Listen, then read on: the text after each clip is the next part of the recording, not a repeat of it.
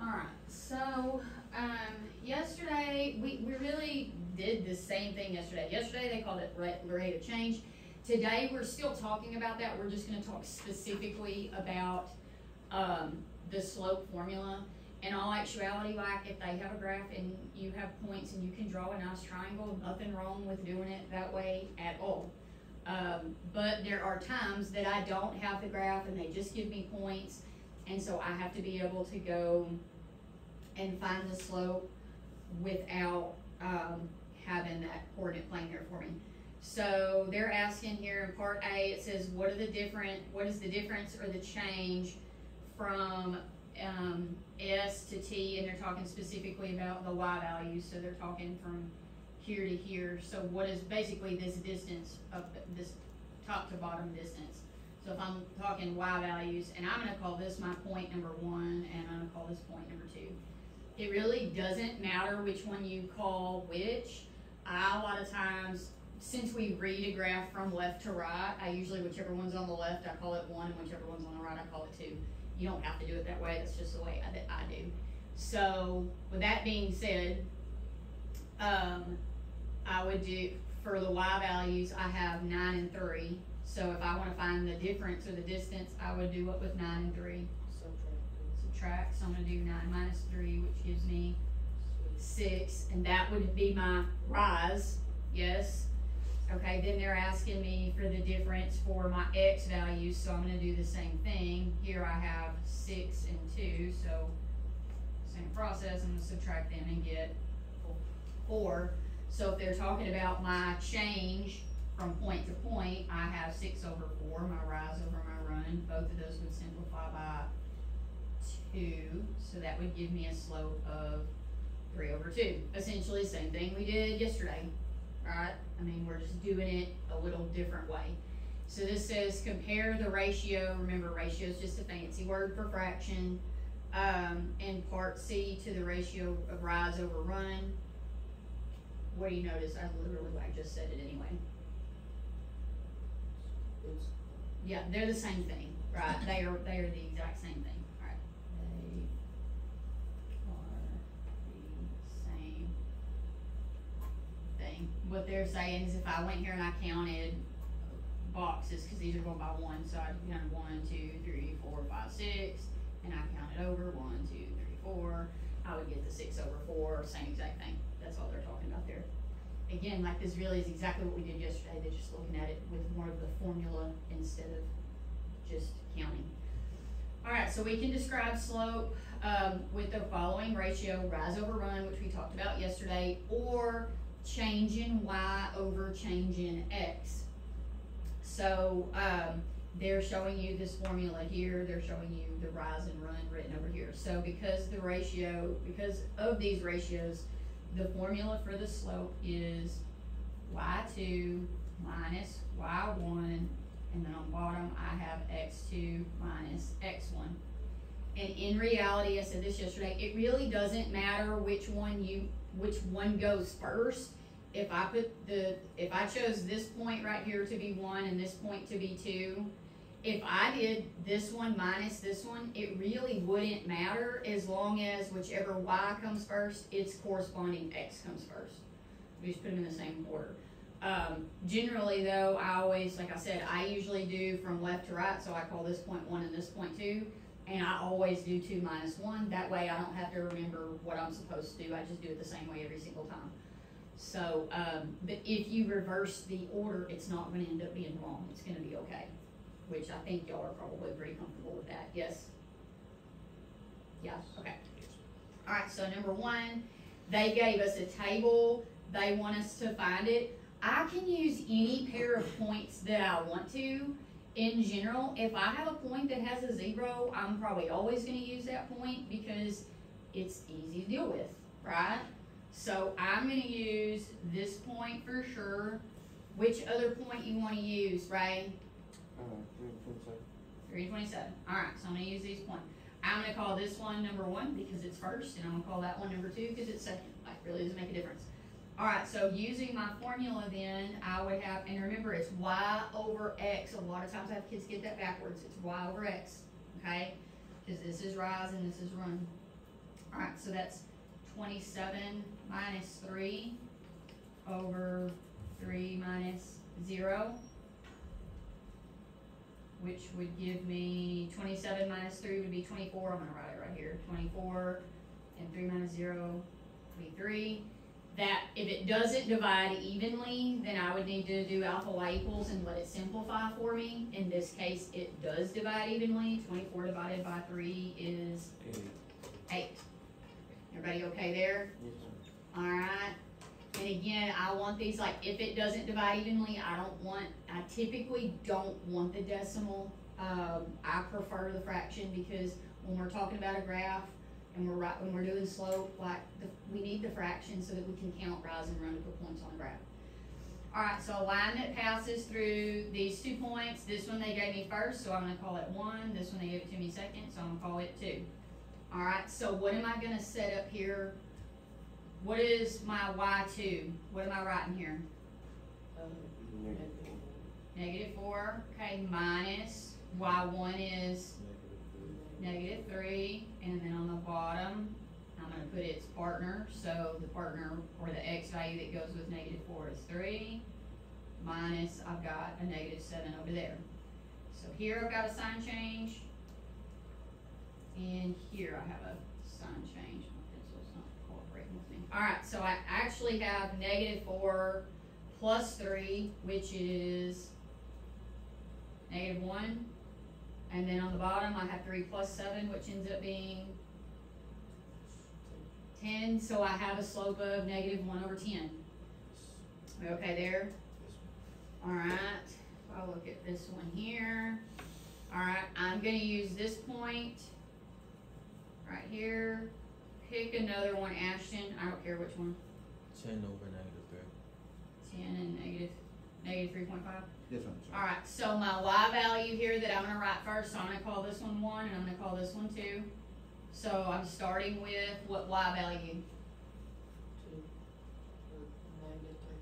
Negative 3.5. So I've got negative 3.5 minus negative 11. So that's that double negative. So you can change the sign there. Over, and then on the bottom, I've got 10 minus 0. We good there? Alright, so I have negative 3.5 plus 11. What does that get us in a calculator? 7.5. Okay, so I've got 7.5 over 10. Put that in alpha y equals and see if it'll give us what we give it to us as the simplified fraction. I think it will.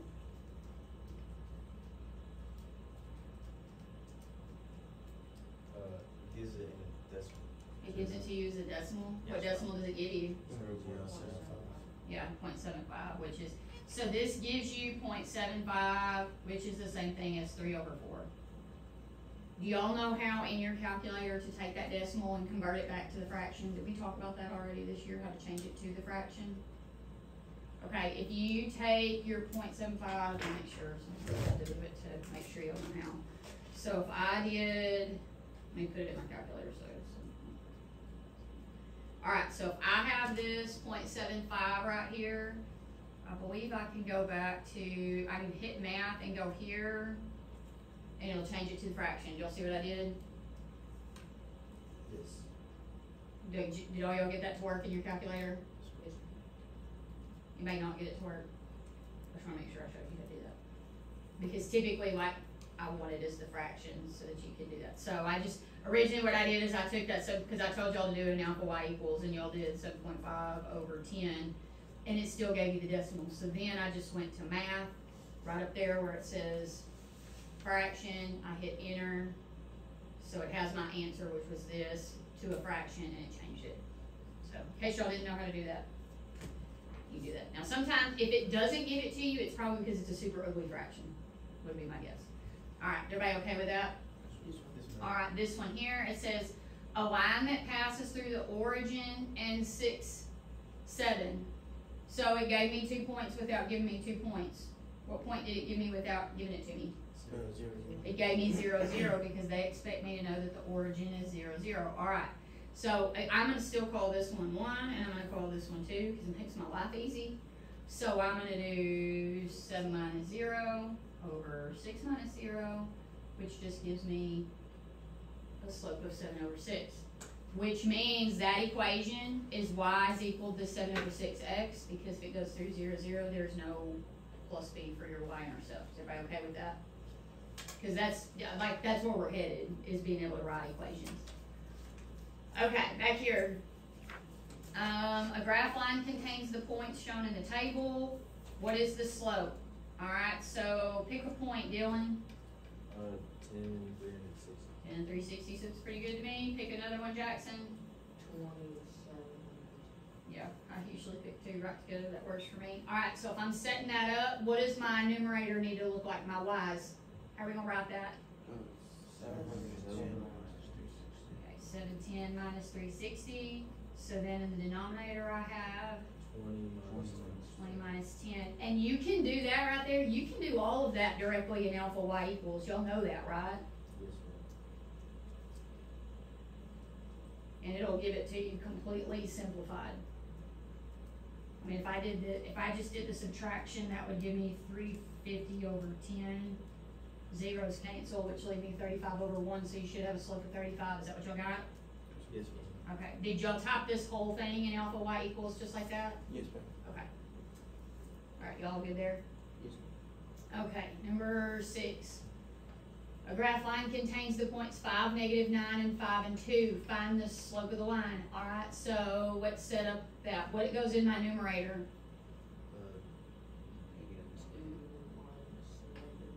2 minus -9, which is going to become positive. Alright, what about in my denominator? 5 minus 5. Okay, so when I do that, that gives me 11 over 0. What do we know about that right there? You can't divide by 0, which means the slope is going to be undefined. That's what we've been talking about. If you end up with the 0 in the denominator, what kind of line? Because that's what this asks you. What kind of line has a slope that's undefined? A vertical line. So that's what we know. It is a vertical line. The equation of that line is going to be x is equal to 5, because in both cases x is 5. Does that make sense to y'all? If we had the same situation and it was reversed and we had the 0 on top, then it would be what we would call no slope or a 0 slope, and it would be a horizontal line at y equals whatever that denominator ended up being. Does that make sense? Okay, here. Tropical storm Ava brought heavy rain to Galveston. The table shows the linear relationship between the total inches of rainfall and the time in hours. Calculate the rate of change at rainfall per hour. So if they want me to find the rate of change, they want me to find the slope, because it means the same thing, right? Rate of change is the same thing as slope. That is the exact same thing. Okay, so pick 2 points. What do you want to use, Ashton? 6 over 4.5. And 12 over 9. And 12 over 9. Okay, so what goes on top there? 9 minus 4.5. 9 minus 4.5. And on the bottom, I'm going to have 12 minus 6. Alright, so if we do that in our calculators, this is going to give me 4.5 over 6. So this one you can go ahead and get the decimal. What's it come out to be? 0.75. Okay, 0.75, and we're talking inches per hour. Are we okay there? Alright. This one right here, it says Chrissy made a mistake when calculating the slope of a line that passes through -18, -5, and -4, -1.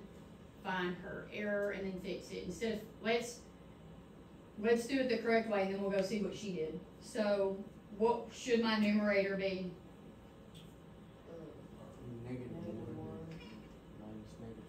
Minus -5, which becomes addition right there. Alright, what about my denominator? 18, and then that becomes becomes positive right there. So we get, looks like a positive 4 on the bottom, on top, and then 14 on the bottom, okay? Which will simplify to 2 over 7. Alright, so we know that that's what is correct. What did she do? She swapped the -18. Yep. She switched the -18 and -4. That is a really common mistake. Alright, y'all okay there? Alright, here. Alright, Marco's growing crystals for an experiment. He has 2 jars containing different solutions to form the crystals. The tables show the linear relationship between the amount of crystal growth in grams and the number of days that have passed. Which jar has a greater rate of change, which means the same thing as slope. Okay, and they want us to explain that. Alright, so you remember, the first one they always give you is X, and the second one is always Y. Y'all should know that. So it doesn't matter if they give me my table as columns or if they give them to me as rows. First one's always X, second one's always Y, because X is the independent. Alright, so let's look at jar A. So for jar A, how am I gonna pick, let's see, pick 2 points for A, Ray? 4 and 29 and 9 and 65.25. Okay. Alright, so let's set that one up. Let's find the slope there. So that's gonna be, what goes on top? 65.25 minus 29. And on the bottom is gonna be -4. Okay. So, and y'all can go ahead. Y'all can get the decimal for that. It's fine.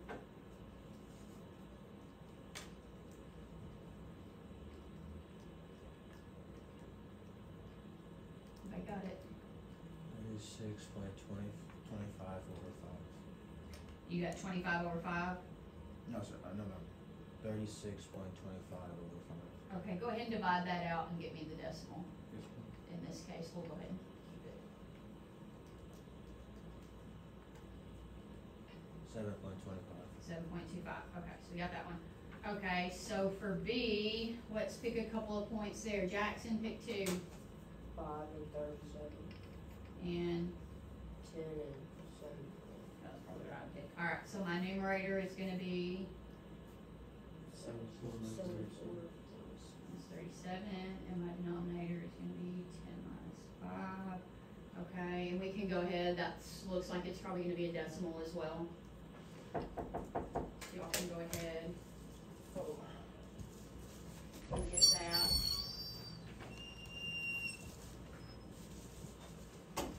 What you got there? 7.4. 7.4. Okay, so then it says, which jar has a greater rate of change? Jar Jar B. And as far as like explanation, I would just probably write 7.4 is greater than 7.25. Like that's a pretty self-explanatory explanation to me. Like I don't think it needs anything any longer than that. Does that make sense to y'all? Yes, ma'am. Everybody okay there? Yes, All right. 10, it says use the graph to answer A through C. All right, so A says explain the method you would choose to find the slope of the line. So what would you do in this problem? Like in all honesty, like if it wasn't on this assignment and it was just in general they gave it to you, what would you do? You would draw the triangle, okay? Tell me why, and there's nothing wrong with drawing a triangle, like it's totally fine.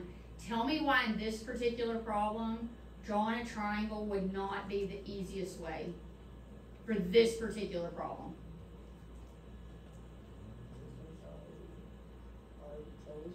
Say it again. It tells you that. Yeah, it gives you the points. So what do you notice about the points? First one's not a problem. Like my number 1, not an issue. But here's my number 2 point. So what's my issue there? It's not on It's not on the line. So now, could we still do it with the triangle? Yeah, but we probably wouldn't be using that point, would we? No. We would probably, like, I'd probably use this right here because it's nice, at a nice spot. So there's still not, I mean, you can absolutely do that, it's just I wouldn't be using the points that they gave me. Does that make sense? There is nothing wrong with doing it that way.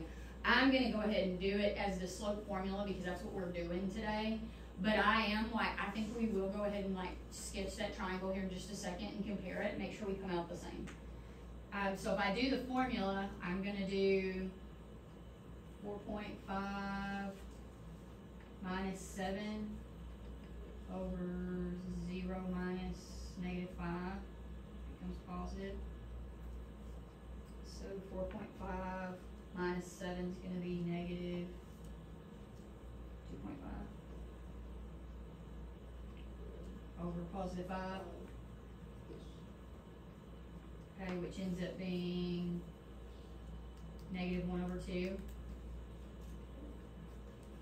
If I did a triangle, which is perfectly fine, it actually looks like I could use this point right here, and I'm gonna draw it this other way simply because that's in my way. I could look at this section right here, and this gives me, looks like a -2 there, and a +4 there. And -2 over +4 still gives me a -1 over 2. So I got the same thing, like it's totally fine, either way works, right? Alright, so we found the slope, we already did it, you don't have to rewrite it, you wanna rewrite it there, that's totally fine, I'm not writing that a second time. Alright, so nothing wrong with drawing a triangle, I think it's a perfectly valid way to do it. Is just, since they labeled points, I just wouldn't use that one because I don't wanna use halfway on the line, I'm gonna find a nice spot on the line.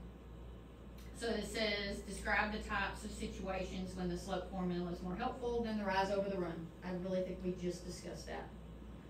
So, one time to use the formula is when, like, you have not nice points. Does that make sense? Yes, ma'am. Okay. Not nice points, that's one time. The other time I would say is when you don't have a graph. Would y'all agree? Yes. So if you have no graph, like a table, or they just give you ordered pairs or something like that. So that pretty much is probably what I would say for the formula. If you don't have a nice graph where you can see the points, or if every place on the graph you look, the points are not nice, then that's probably not gonna be ideal. Otherwise, like, I would probably count that graph anytime. If it's there and you can see it, I'd do it that way. Does that make sense?